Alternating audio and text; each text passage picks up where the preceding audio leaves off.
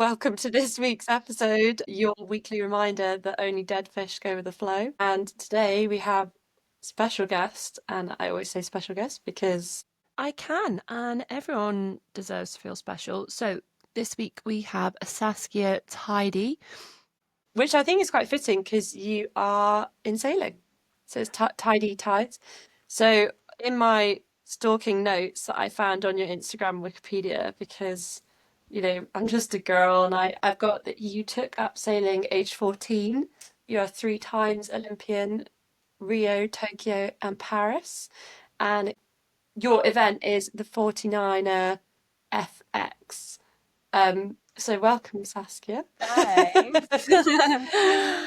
So my sort of first question is, could you explain your sport and also your training and what that looks like for you? Yeah. Yeah. So my sport's a bit wild. Yeah. So I sail the 49er FX, which is basically a double-handed women's skiff boat. They're known for being one of the quicker boats at the Olympics. It's quite hard to describe. It's a bit like a combination of playing chess, doing Pilates, having some acrobatic skills at times on board. It's basically a double-handed women's skiff is two of us on harnesses, so out on the wires, and my helmswoman, she is the tactician. So basically Freya is in charge of kind of playing the game on the race course, steering the boat, and then I'm more of the aero package side. So my job is to trim the sails for the correct given conditions and make the boat go kind of as fast as possible. And we very much interact with each other around the course on I help feed in information that kind of forms her strategy. So yeah, there's a lot going on. Sounds like there's like a lot of trust involved in that. Like you're in charge of the accelerator and she's in charge of the steering wheel. Yeah, 100%. It's very 50-50 in the boat. And we choose each other to sail with. So from early doors, you're committing pretty hard to kind of giving up your life for 4 years with Hmm. with a stranger. So yeah, it's a pretty good experience. And I've watched some Instagram reels of, because I am a stalker, of you guys sailing and the speed at which you're sort of sailing and you're sort of out at these angles, like hanging off the side of a boat. Obviously, none of that's correct terminology. But what does that feel like? Because I know with like other water sports like rowing, I know like the feeling of that. And that's very much like you're on top of the water and gliding along and everything's lovely, sort of. But with sailing, what does that feel like when it's going well? I think like with anything when it's going well, it's just this sort of unspoken flow in the boat. Certainly being on the trapezes and traveling at speed, like you're just skimming the water. There are other days where obviously where it's really wavy, you're actually just tackling waves on a wire, trying not to fall off. But yeah, there is this incredible sort of balance in the boat between the two of us, like working together in our separate roles and Mm, trying to communicate in a really like composed way whilst there's a lot of hecticness happening. yeah. So I guess the unique part about our boat is that it's so quick. So the decision making is really fast paced and having to be really alert and aware all the time whilst making quite accurate decisions on the boat for speed. Mm. That's what makes it quite unique, I'd say. That's cool. What sort of training do you do for that? Because I can imagine, the conditions for sailing will not always be right. So are you in the gym a lot or what's the balance? Yeah, so well, I guess starting on the land, I mean a lot like rowing, like I need quite a good aerobic base in order to make what like good decisions and have cognitive bandwidth on the water. So whilst being out of breath and being kind of pulled around by just the inertia of the boat. So Mm, I definitely say as I've gotten older, like I feel even more comfortable in the boat physically than I did before. And we need to do a lot of just strength work in sort of, I guess, be robust. You do get thrown around a lot, and you can't really be a fragile athlete on a 49er. So the land-based training is sort of a lot of preventative work. And Quite cross-fitty almost. yeah, almost. Yeah, I'd say like a lot of mobility is required. Um, I do a lot of road biking for the aerobic side. Yeah. I find that is sort of as soon as I feel a little bit lacking in endurance, my decision making on the race course just goes to pot. So it's a bit of a yeah, that's a bit of a red flag on days like that. But and then on the water, because we're trying to kind of keep count of how many days we do in certain conditions. Mm. In an ideal world between now and the next Olympics, you get equal amount of days in no wind to heavy winds, which Okay. is quite difficult to add up. So there's even like tactics in terms of like your training balance in conditions. Absolutely. I mean, the Marseille or Paris Olympics, but sailing was based in Marseille, was like kind of an extraordinary example of that. Like Mm. we had worked really hard as a British sailing team to monitor over the course of 3 months in the summer of when were the best sailing periods to go out and experience the conditions we might get at the Olympics, which is Mm. only 4 days in a year. And we had actually done a lot of sailing in what we thought we were going to get, which was sort of medium conditions, quite wavy, quite technical. And yeah, pretty much 3 out of the 4 days of the games were pan flat, Oh my no God. wind, which is a whole different like section of how to sail in Mm. that, and requires very different skills from the start to the end of the race. So yeah, it's quite a complex sport in order to track all that, and you do over your career end up sort of hanging your hat on certain conditions Mm. that you probably just naturally favor and you know that you can put a performance in. Yeah. And the challenge of that is, I guess, is being wise enough to look at the downfalls in your performance and go, right, actually, we're not that strong in light winds. We need to find time in that. And we almost need to ignore the heavy winds for a while just to Focus on the light focus on ones. that. So, yeah, there's a lot of moving around the world to find those conditions. And Yeah, I saw that you spend a lot of time in like Mallorca, Lanzarote. yeah, Where was the other place that you said?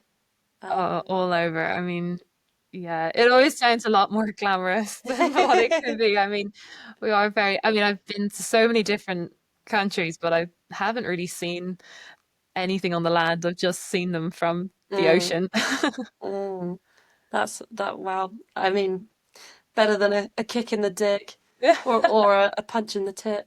Um, what would you describe as the best parts of this sport and the worst parts of this sport? I think the best things I've learned from this is how like practical you need to be as an Mm, athlete. Like an Olympic sailing campaign is definitely not a princess program. mm. You have to get your hands dirty every day. I would say like more than half the time you're turning up to train in not like a complete recovered state because there's such a technical aspect to our sport. We spend, some days are like 13-hour days Mm. with only 3 hours on the water, and the rest is made up of fitting gym programs in or testing equipment and making Do your you boat quite like the technical element. elements of it? Like, Yeah, do you love the data? I, I would say I've got better at enjoying the data. I think it's funny, like you come out of school with, I mean, I came out of school with physics last on my list of things I'd like to do. And funnily enough, Mm. I'm in a sport which requires quite a bit of knowledge in that area. So yeah, it's quite funny. You become a new version of you every week. Um, but yeah, I'd say the practical side of it, I'd say for me, like the physical element is what I love. There's a lot of other roles in sailing that aren't quite as physical. I'd say the difficult side to it is like any high performance sport, the sacrifices are huge. We Yeah. spend just weeks abroad away from family, miss every wedding, funeral, and birthday. Mm. And I would say it is quite like a selfish ask to do what we do, but it is quite incredible. And I think if you're surrounded by the right people on the journey, they It's enjoy it and understand it.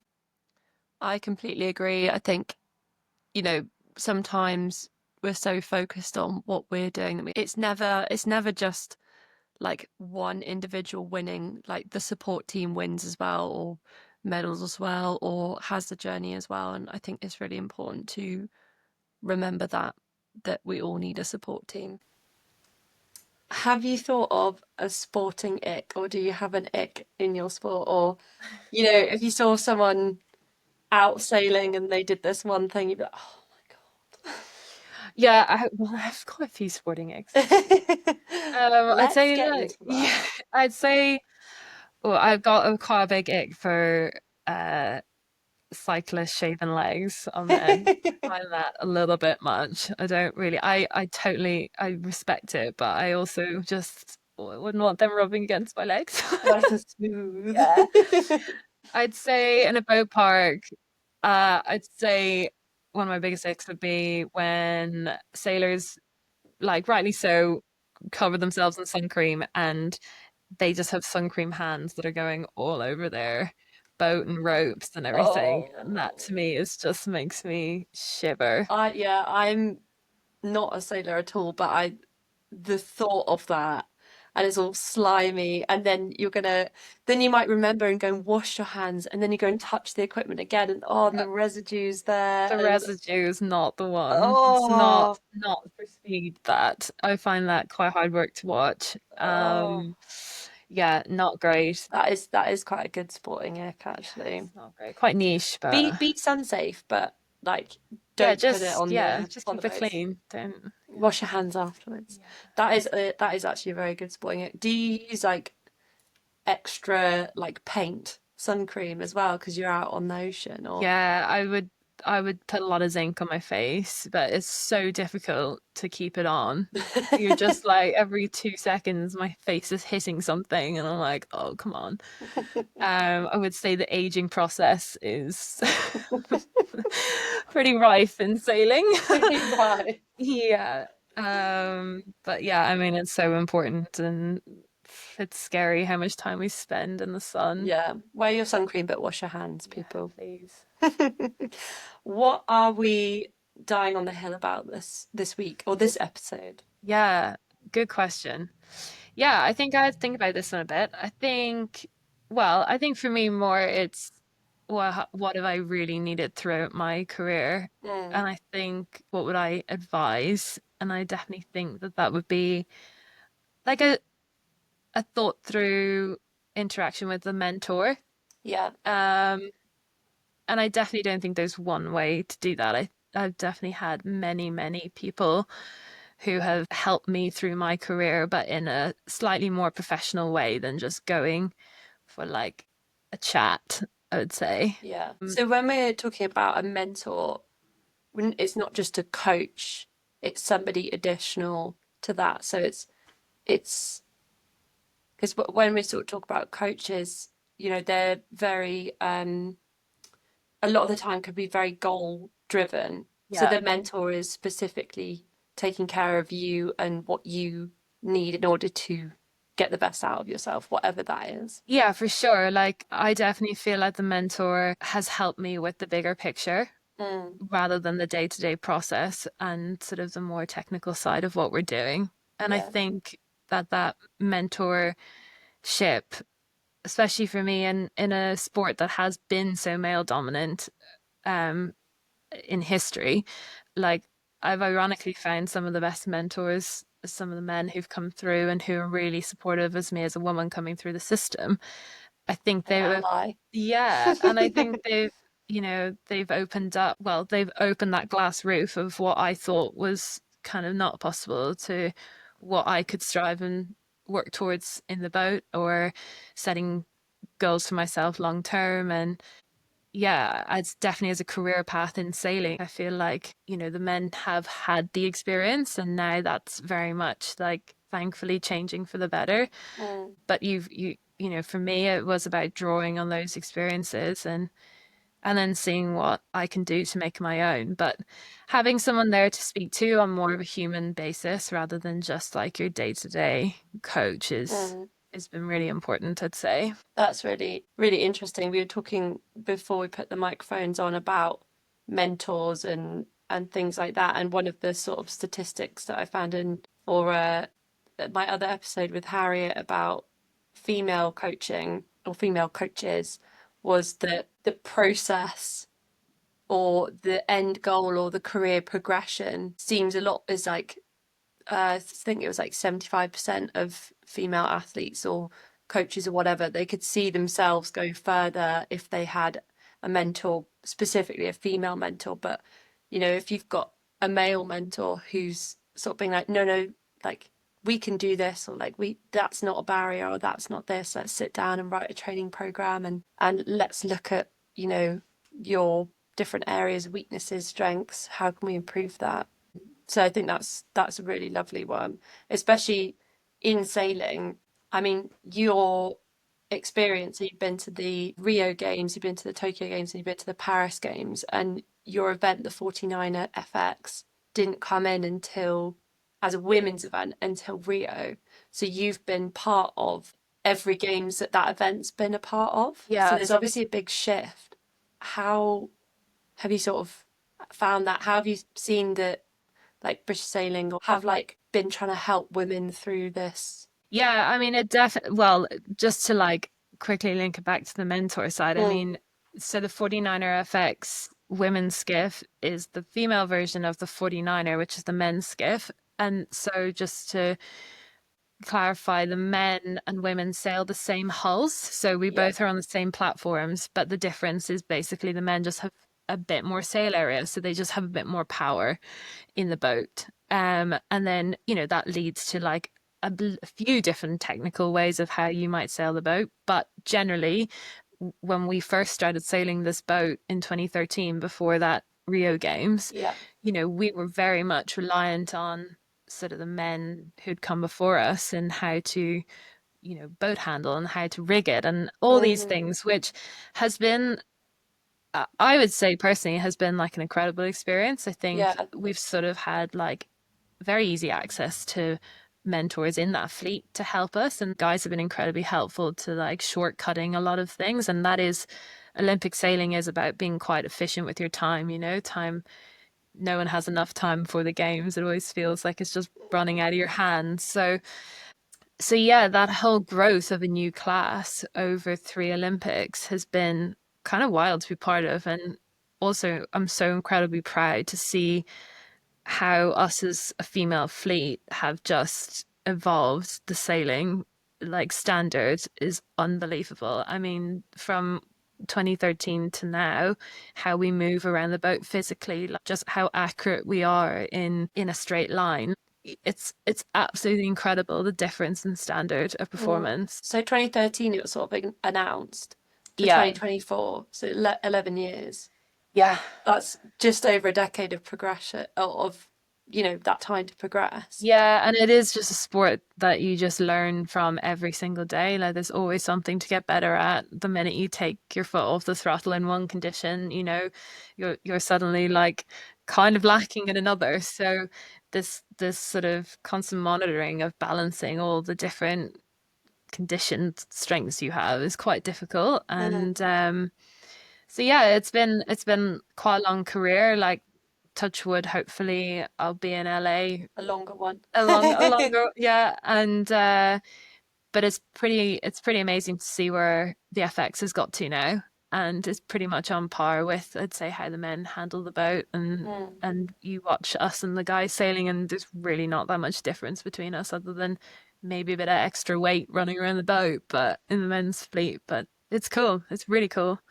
That is, yeah, that's amazing. It just goes to show when, that national governing body is so committed to making it work, like how quickly you can sort of turn it around. Yeah. I would definitely say what the British sailing team has done really well is, yes, okay, we've taken good examples and some of the, don't fuck up examples Mm. from the guys fleet, but wow, have we put our own spin on it. Mm. And there is a lot of what we do in a women's boat which, is just not applicable to the guys. Like our boat has got less power in it. We have to be a bit more ballerina-esque in our movements. We have to be more accurate in what we do. And a lot of the time we have to be a lot smarter because we don't have the muscle to throw at it. So it I definitely think the team has really supported us in our own class, Mm. and we haven't fit into their box. We've created our own, and Yeah, they've supported you to get to the point, and now like British female sailing is taking it on and driving it in its own sort of direction. I absolutely. love that. They've recently, or the America's Cup, we were talking about that briefly.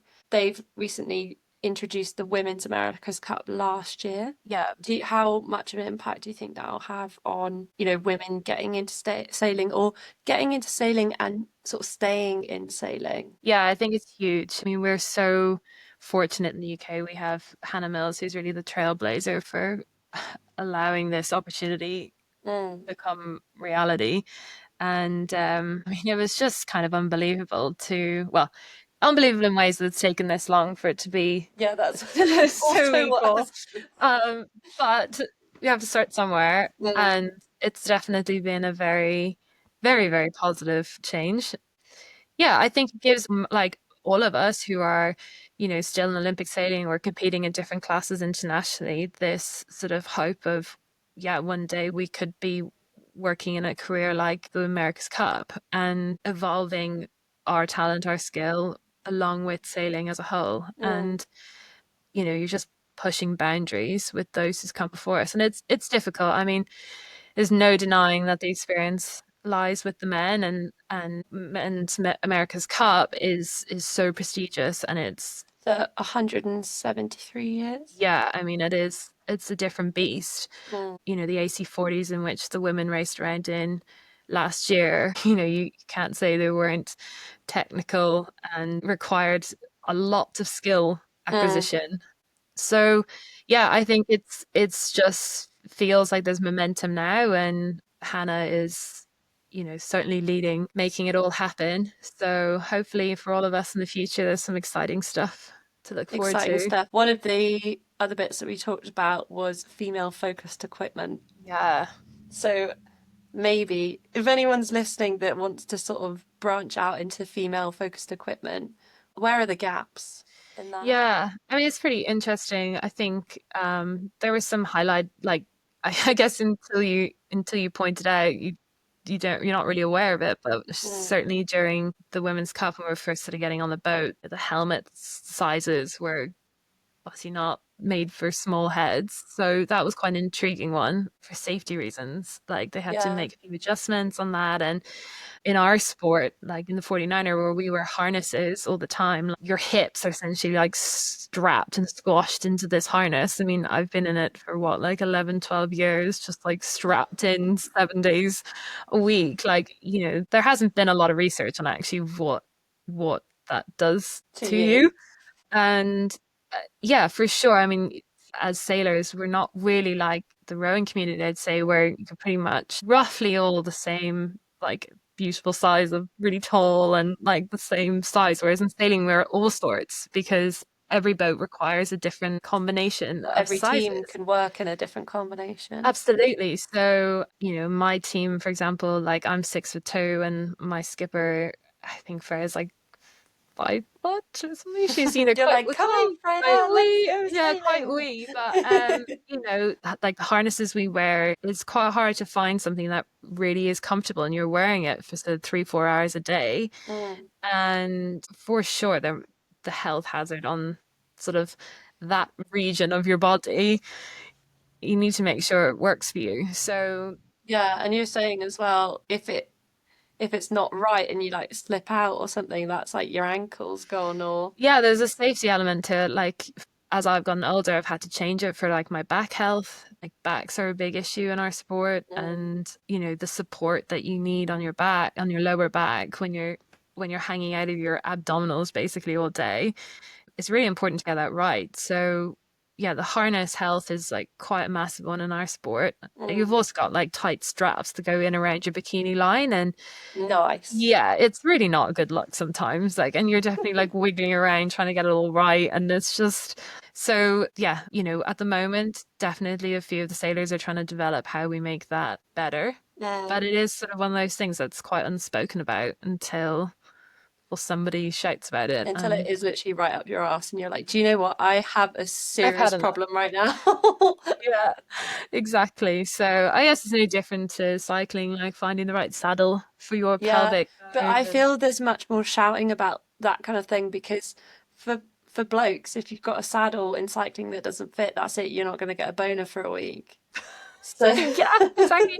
I mean, these are things just don't even talk about. so it's like a big problem that, people are going to hear about it because it is maybe more of a male issue. Yeah. I mean, I'm not a cyclist, but I have had friends that have, had that issue. Whereas sailing and the harnesses, other than the like immediate health risk of that harness sort of failing and you falling out or slipping or breaking your ankle or whatever it is, it being a bit uncomfortable or looking quite questionable maybe at times, there's maybe not so much conversation about it. No, and it's quite hard because in our sport, depending on the kind of key event of that year's conditions, if it's light winds, you Mm, tend to, as a combination, try and shift a bit of weight off you as a combination. And then if it's known as a heavy wind venue, you might want to put a bit of weight on, basically, because light winds, the less weight in the boat, the the quicker it better. goes, vice versa. And definitely with the harness, it's not a comfortable bit of kit to wear. Mm, So like that shift in weight all the time really changes how you wear it, and it's quite a big deal shifting like weight through a season and mm. getting comfortable with that and having to figure it all out whilst trying to balance on the ocean in 20 knots. Like, Be an ocean yeah. ballerina. So yeah, it's an interesting one that needs work. Needs a little bit of direction, another little healthy nudge. Maybe that's something the RYA's female future group might Yeah. sort of branch out into is sort of equipment as well as environments and like attitude towards it Yeah, all. absolutely. I mean, Freya, my helmswoman, but she definitely is looking to lead that, I'd say, going forward. And it's quite exciting. I mean, I'd say I'm quite lucky because I fit into most of the men's harnesses, so it Mm. hasn't really been a major on my radar. But I'd say for the majority of the fleet, if she can make a bit of noise about it and make a change, that'd be amazing. Yeah, get was I was gonna say, I was gonna say, get better coochie Yeah, strapped. yeah, essentially. So you have got quite an extensive sporting career now. Hmm. What would you say is your favourite sporting moment so far? You can have more than one. Yeah. I'll allow it. Yeah, I'd say, yeah, I've had a long career. Young talent. Yeah. That's how it doesn't need to be a long career. Yeah. I'd say medaling at the Olympic test event in Tokyo was definitely felt like a kind of like relief moment. We'd come off the back of like a really difficult domestic trials Mm, against another British FX for the spot at the games. That medal actually solidified our selection for the Olympics. We had to medal. We were third in venue, which is really cool. It's quite a big deal in sailing to sort of perform, first of all, under pressure for selection, but in the Olympic venue was the second thing. mm. But the relief part of all that was I'd come off the back of breaking my foot through the whole trials, Oh my God. which was literally just the worst. It was just a nightmare. To be honest, it was more of a nightmare because you really feel like you're letting your teammate down. Mm, And Charlotte and we'd had to really make a turning point in our sailing sort of a year before. We had been really dominant in the windy stuff, really quick, kind of mm, untouchable. And then we knew we had 3 events that we would be trialed against the other British combination in, and we knew that 2 of them potentially could be light wind events, and mm, our speed and style didn't really suit that. So we had to really work pretty hard on changing a lot of what we did, how we raced, our technique. And that meant like you kind of had to sit in a room and go through all the things you were really bad at, which is obviously part of sport, but it's quite a harrowing experience when the mm. list outweighs the things that you're Your own potentially pros and really good at. cons. Yeah.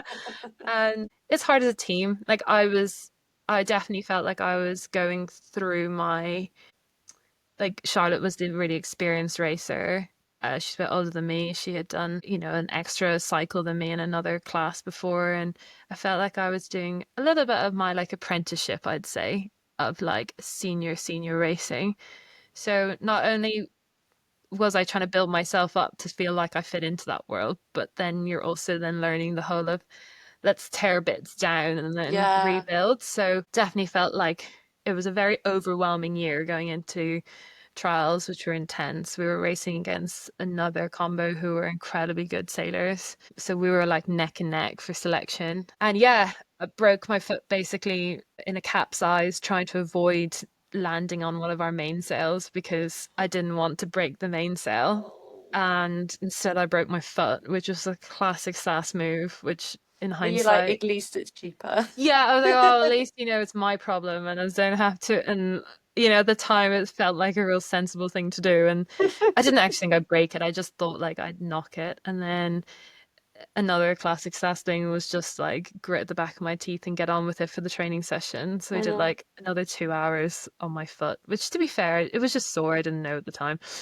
Came in, and of course, like adrenaline wears off. You're Oh. like, oh, I think this might be a bit of a disaster. So we had 6 months until like race one of trials and made it to the start line, had not exactly completed winter with the foot.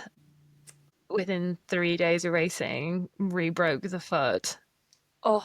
But it was like more like a hairline break, Okay. this, but it was painful. So we had to sail out the rest of the first event of the trials with me hobbling around, like screaming like a banshee every time we were maneuvering. So poor Oh. Charlotte had to deal with that, which was just, oh, it was just crap. So yeah, so actually Best going and worst. best and worst basically got to the test event and it just all sort of came together. We had that flow in the boat between us and, meddling at that just felt like this major breakthrough of Mm, not only have we had this like shit ton of pressure on our shoulders with the trials, but also like this foot incident. yeah. So I definitely think it taught me to have the right people around, like not give up and kind of just grit through.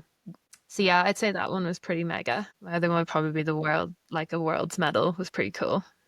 I think that's sort of like, for me, like to be in kind of the history books with the other 49er girls for that is something I'll always look back on and go, that was pretty epic.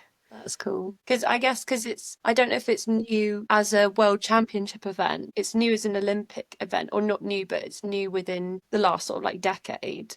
So you guys are kind of writing the history books as you go.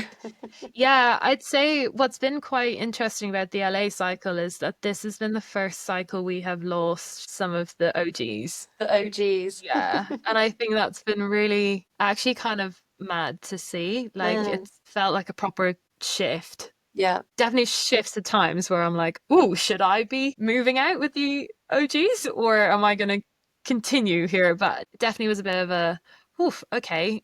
yeah. Like time moves on and That's we've been crazy. saying, yeah. My second question for you was going to be, what's your best fuck up and how did you recover from it and stay calm? But it sounds like unless you've got a better one than breaking your foot prior to Tokyo Olympics, What have I you're like, got? hold my beer. No, well, I'd say one of my fuck I'd say one of my fuck ups is probably the size of my Olympic tattoo I got. I definitely went in there. Well, I've never had a tattoo before, and I definitely went. This is after my first games, and I'd Mm. said to myself, like, if I go to the Olympics, when I get Olympic rings, How old are you at this point? I think I was 16. Slap it on me. Yeah. Oh no, when I got the tattoo done, I was 22. Was I? Oh. 22. But I definitely went in with the just get it done and over with, and I had that underlying feeling of, oh, I guess it doesn't matter what size it is, like nobody can take this away from me feeling. And As you should. yeah, and then I don't think it really hit until I got home and my mum went mental. God. So yeah, I'd say that was a bit of a fuck up in terms of size, not in terms of getting it done. The only other one was we were in Rio training for the games and we had like specifically been asked, do not take the shortcut from the yacht club across the motorway to the accommodation, like get in a taxi. And of course, sailors are quite independent people. We don't like to be told what to do. Like we kind of like having our own thing. Well, once you're out on the water in your pair, like, Yeah. what are you gonna do? Yeah, well, like, I was like, I'm, tall and tough. Like, I'll be fine. Yeah. And the idea of getting a taxi, like, to do a 10-minute trip that takes 2 minutes to walk, like, what, Mm. like, anyway. And I wasn't the first. Walked across these two little bridges across the motorway in Rio with two of my teammates, and just this, like, group of men came out of the trees with machetes and, like, just looking for all our belongings. And honestly, it was just one of those surreal moments where you're like, well, yeah, we shouldn't have done this. Oh my So they God. just take all of our kit. I had had stitches in my leg for a cut like a few weeks before, which I was told like not to disrupt because we were sailing on Guanabara Bay, which is Mm. renowned for being quite like dirty water. And Yeah. anyway, I'm just pegging it, and the stitches are just like flying out of my leg. So without me even realizing this was going to affect sailing for the next few days Oh. anyway. Thankfully, we're all okay, but it was one of those situations where it was a total fuck up. So the takeaway is just listen to instructions. Yeah, just, don't don't think you're greater than the problem. Like it was not ideal. That is a wild fuck up. I've met you before, but I haven't. We've not delved into your fuck ups. I was expecting like a training one, but that is No. this one time I went through the woods and these guys with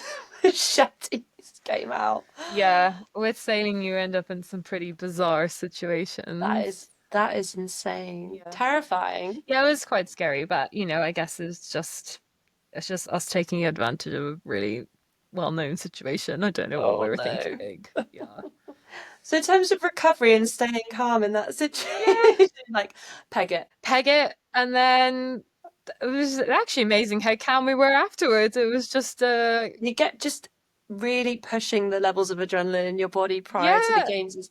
It's actually priming you perfectly for Yeah, performance. I think we've all had stories like that in the sailing community because we are just terrible at conforming and following the rules.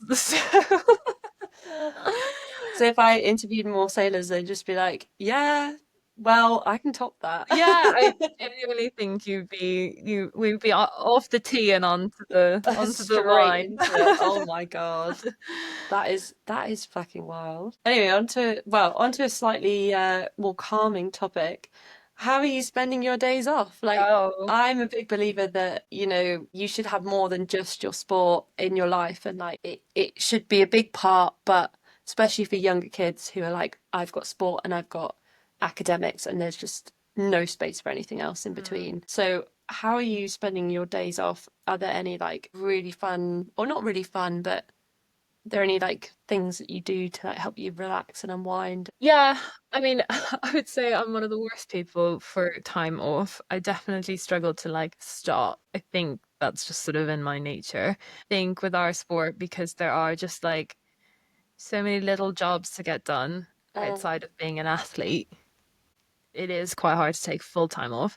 But I'm a really keen road cyclist. I okay. find that like really therapeutic. I actually find I can actually switch my brain off, and it's my only time to really like, I don't know, just be really present. It's obviously not like a recovery physically, but Yeah. it's definitely mentally. I find that a really nice way to escape and not even plan a route, just go out and enjoy Oh being my out God, to it. me and you in cycling, we would not get on. Oh, you're like planned down to the Fuck that. T. I I'm literally, terrible at oh my God, we would not get. When I did used to do cycling in a training context, the sort of person where it's like, I need to be in charge of my own speed. So, like, if I'm going down a hill and I've got absolutely no control over my own speed, that is my idea of hell. And my brother used to do this to me all the time. He'd be like, let's go for a bike ride. And I'd be like, how far are we going?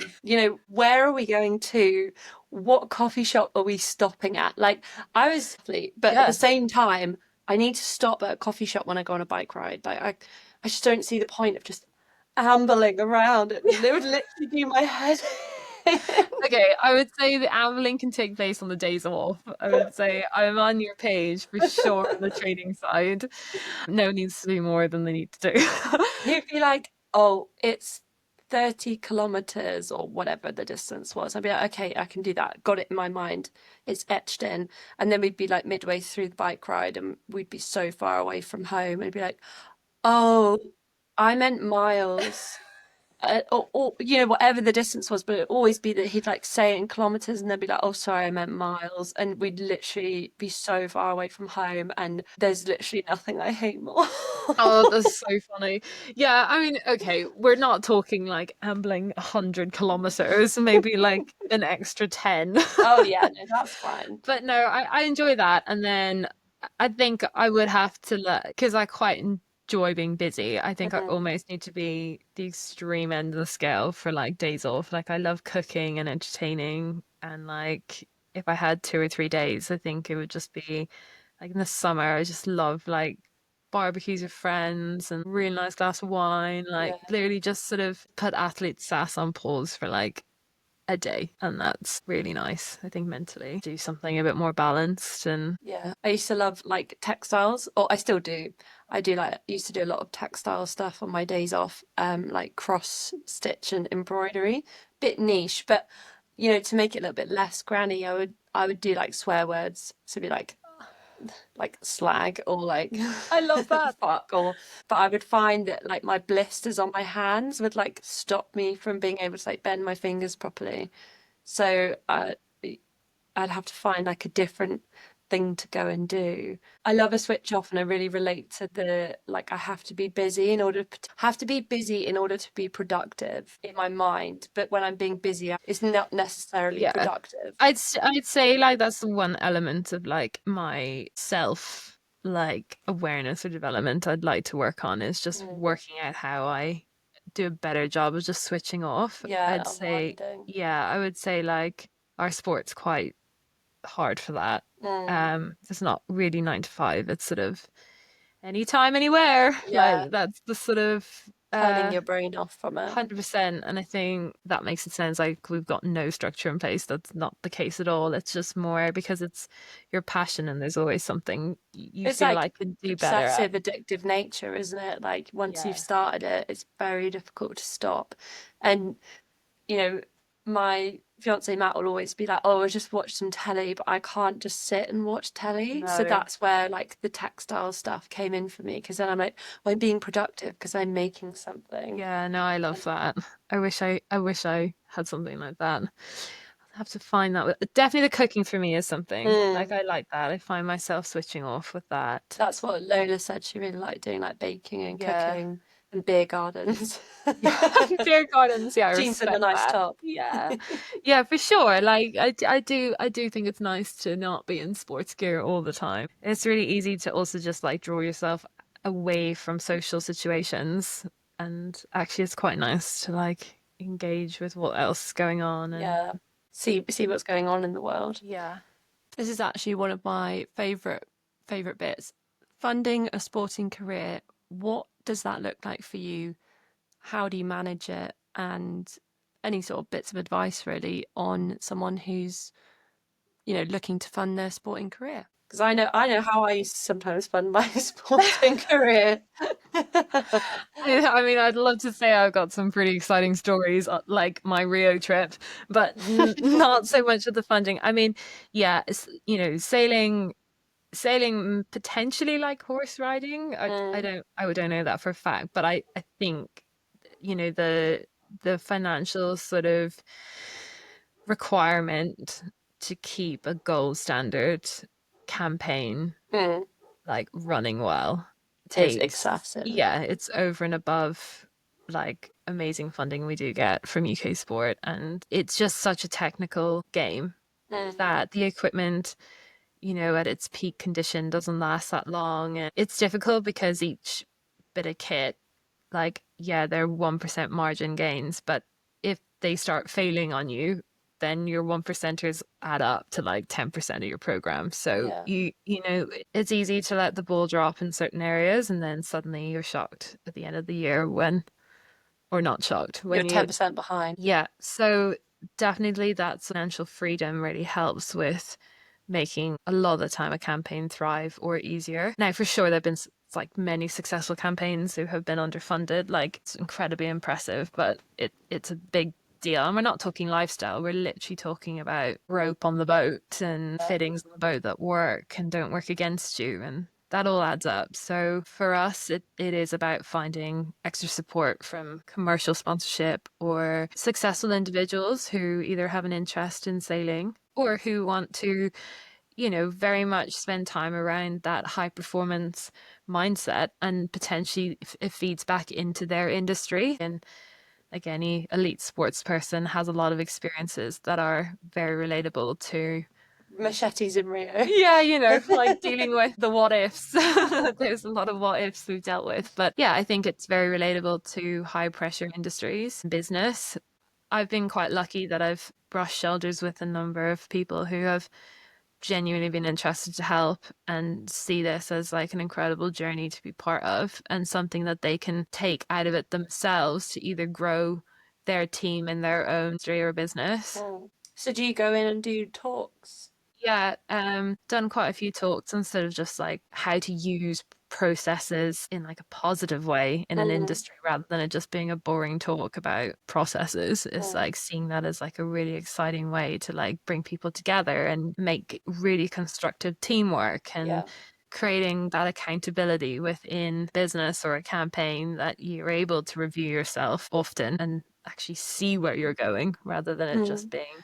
When I was coaching, I used to love like training diaries and race plans and the debrief, all of, and I really sort of pushed the teams that I was working with to take charge of their own training using training logs, training books, long term goals, short term goals, smart goals, the smart, measurable, achievable, regular, timed Yeah, targets. I think that yeah. was, or maybe I've made some of those up, but, and I like a massive fan of that. But I can see how those things in a business, people are like, oh yeah, it's just more paperwork. But then if an athlete like you comes in and is like, this is how this has made such a big difference to me in my sport, it like flips the interest, doesn't Yeah, it? It's like, oh no, this isn't paperwork. This is a person.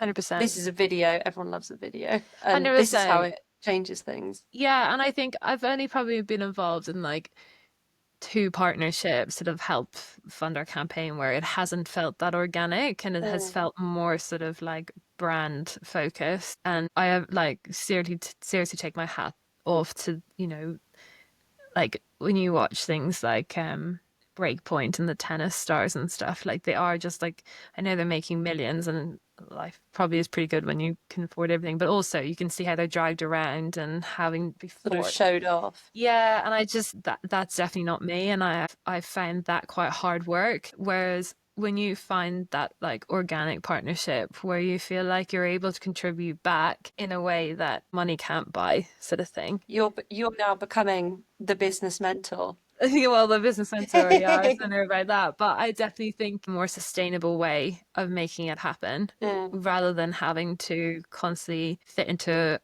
a box or share their tagline. I think it is better having the conversation and getting to learn about different humans. That's what I enjoy about it. That's very different, I think. Well, in the people that I've sort of come across, that is a different sort of way of funding or it being funded. Yeah. I'd say it's more irregular. Like Yeah. it definitely makes it more difficult to find funding. Mm. But the more intimate that relationship is, sharing that journey, Mm. there's just so much more buy-in to it. Well, there's more buy-in, there's more investment, like emotionally, financially, it's more of a team rather than somebody just putting money in your bank account. Yeah, for sure. I've definitely learned a lot of skills from those like business people though as well that Mm. actually help and complement our campaign.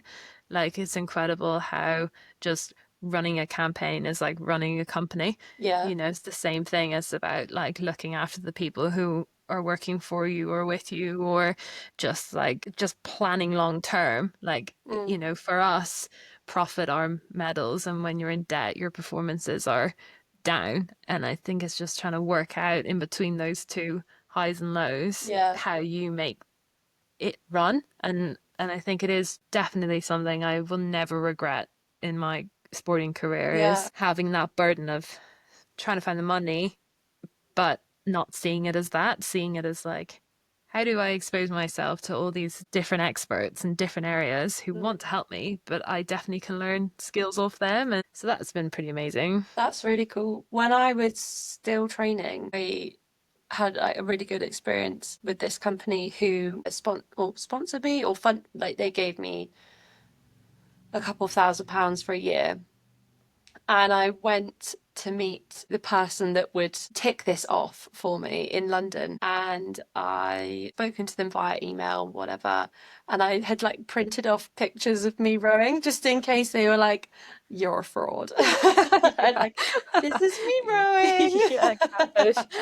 And I like bought some medals and whatever with me. And I was like, I'm really serious about this. And he was like, how much money are you looking for? And I was like, oh, between like 3 and 6 grand would be great. And he was like, well, that's a big jump. Like, what do you want? And I Yeah. was like, oh, well, this was my first experience. And he was really, really lovely. At the end of like this chat that we had, he was like, you've come in to this meeting with me and you've basically talked yourself down for the whole meeting.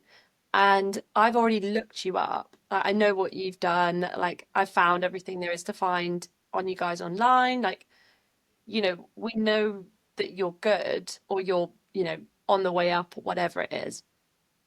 Um, so you don't need to talk yourself down. He was like, if you were a bloke, you'd come in and be like, I need 6 grand, like flat out. But because that's, typically not how women work, we've got to get better at going in and being like, I need 6 grand. I'm the fucking Billy Bollocks of this 100%. sport.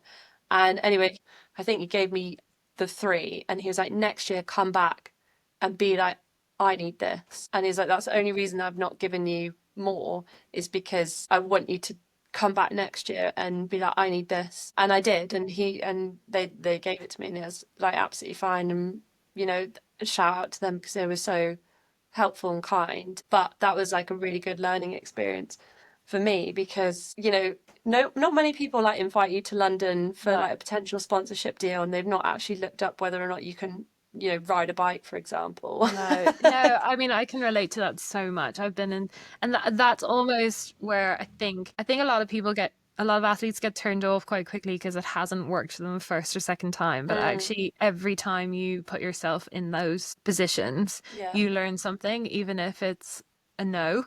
So I would totally agree. Like, I think it is really difficult to pitch yourself. So hard. It's kind of like standing up with a CV and like reading it out. It's just something that's a bit unnatural. Yeah, I think it takes time, and when you get used to it, it should make you realize what you're doing and how Mm, cool it is. And I think the more I've done it, the more I realize like it's also easy to forget what we're doing is quite unique, yeah. and it is quite extraordinary. Finding that belief every day is actually quite hard work. I found it was really good, aside from the fact that I then had like a little bit more money to keep funding this career.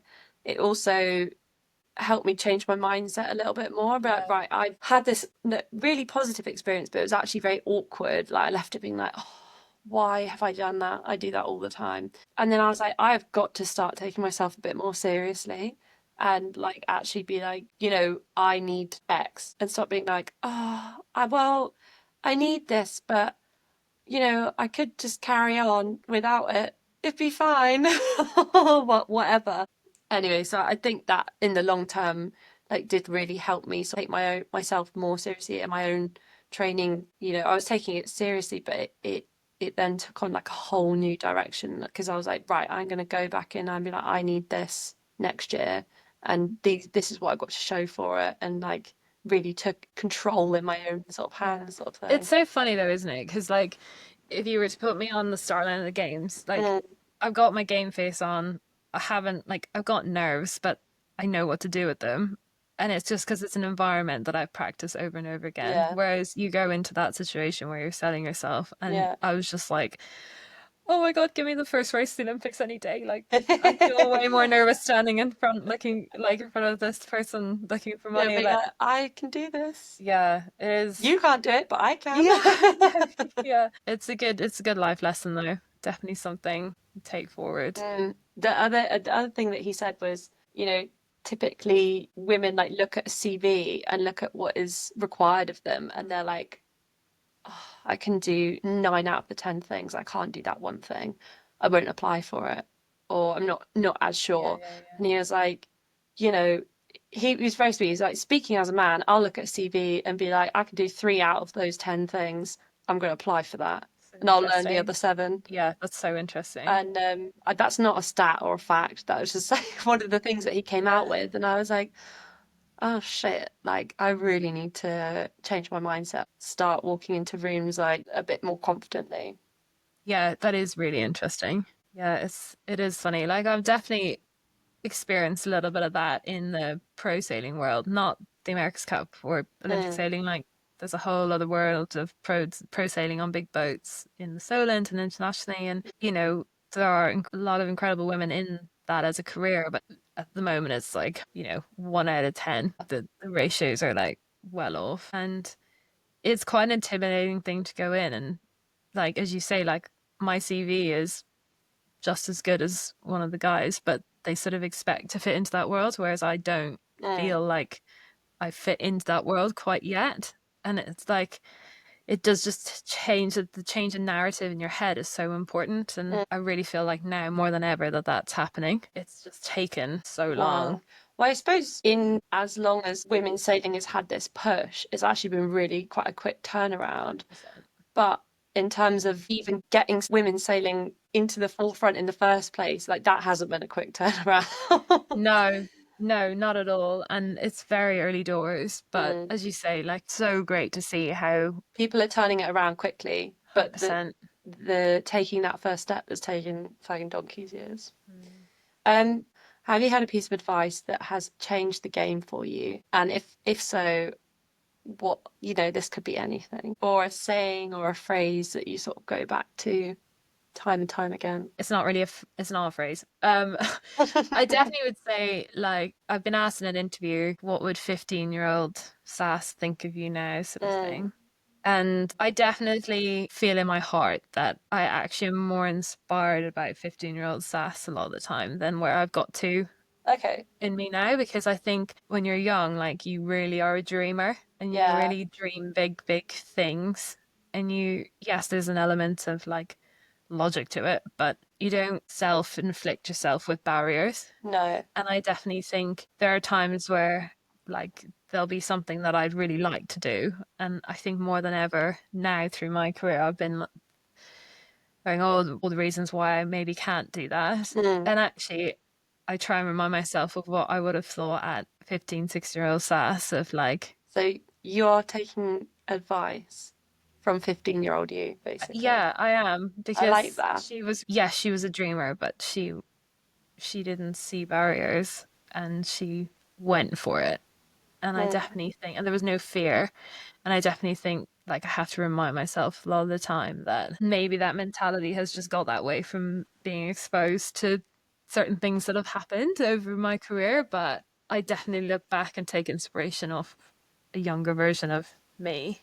Yeah, I really like that. That's probably one of my favorites actually so far. I remember saying to a friend, she was going through a bit of a tough time, and I was like, but think about last year's you, she'd be so proud of you right now, and like future you in a year, she'd be so proud of you right now because you're sort of going through the shit. But like younger you would be like, oh my God, we got there. So when we recorded this, it was before the European Championships, and now said friend has just come away with a bronze and gold medal from the European Championships. And I'm not saying that advice, fixed everything for her, but it just goes to show that if you keep going at it, and that's basically all you need to know about Karma is she's a bitch, and sometimes in the best ways, and you're always gonna get out what you've put into it, hopefully. And in this case, definitely. And so that is really cool. And I talk about them a lot, but I worked with these teams, and I remember one of them when they were junior 15, so they're like 14, 15, so the age you're talking about. I like asked them if they were ready to go and race this event. It's going to be a bit windy or whatever. You get ready to go and race this event. And this girl, hopefully she'll remember this because it's so funny. She like turned around, she's like, I'm gonna make it my bitch. Nice. And said, I just, that feeds in really well to like at 15 or 14, whatever the age is. Like, you don't see as many barriers at all. You're just like, I'm gonna make that my bitch. Yeah, you don't give a shit, and it's so freeing. So yeah, that for me is definitely like I'd say almost like a daily reminder of don't lose that from Yeah, yeah. that's what got you here in the first place. Yeah, I love that. That's really lovely. This is a bit of a fun one, bit of a silly one. What are you listening to in the gym at the moment? Oh gosh, I'm Or the soundtrack of the week? do you know what? This is so rogue, but I've really gotten into my 80s hits. And Oh, it's all because I'm yeah. that old. I don't know. I just think there's so many bangers from that era that are just so easily forgotten. So you're like we're gonna do like a bike. What would you do in the gym? Like bike ride, Yeah, like like a what bike Pilates, maybe. not Yeah, Pilates. yeah, to a bit of wham or whatnot. Oh yeah. I just think it's just good vibes. Yeah, bring Not bring back the lyrics. That's what yeah, I say. So not many too songs at the moment just they don't have enough lyrics. There's too much banging around and not enough yeah. lyrics. No, I'm a bit rogue. I don't mind the shuffle, you know. Okay, not scared of a bit of shuffle in the No, gym. don't mind that. Oh, okay, that's good. I think that's all of my questions. Did you have any other bits that you thought you wanted to No, not throw at in? all. It's been so fun chatting. I'm really glad. Thank you very much, No Saskia, worries. for coming on. And yeah, we will keep looking out for you in LA and Mallorca Yeah. and Lanzarote if we're out there. Thank you. You are very welcome.